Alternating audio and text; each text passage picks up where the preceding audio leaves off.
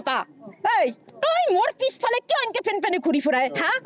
এই মোৰ বেটাৰী ৰিক্সাত উঠলি এই লেডিজ ফাৰ্ষ্ট নাই কেকৰিৰ বেটাৰী ৰিক্সা উঠলি 20 নামিলে 40 উঠবি না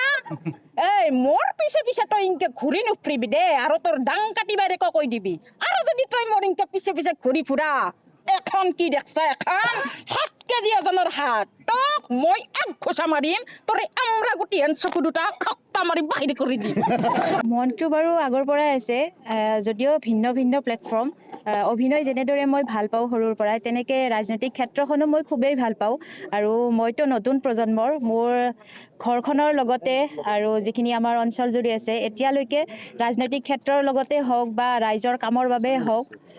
সকলোখিনি মানে ৰাইজৰ সেৱা কৰি থকা দেখি আহিছোঁ আৰু তেনেকেই মানে ৰাজনৈতিক ক্ষেত্ৰখনৰ প্ৰতি মই আপ্লুত হৈছোঁ আৰু এয়া মোৰ নতুন পদক্ষেপ ৰাইজৰ হকে ওলাই আহিছোঁ কাম কৰিম বুলি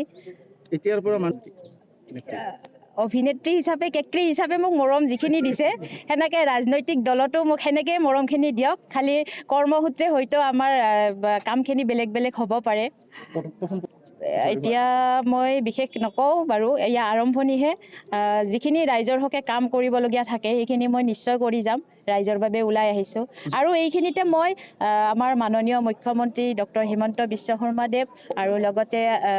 বিজেপিৰ সভাপতি দিলীপ শইকীয়াদেৱ আৰু আমাৰ নলবাৰী জিলাৰ সভাপতি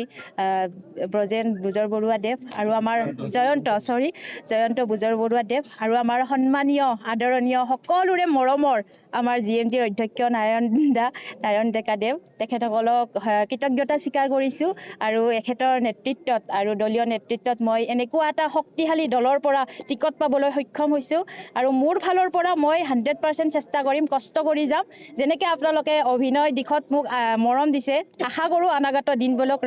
ৰাজনৈতিক ক্ষেত্ৰখনতো এনেদৰে মৰম আশীৰ্বাদ পাম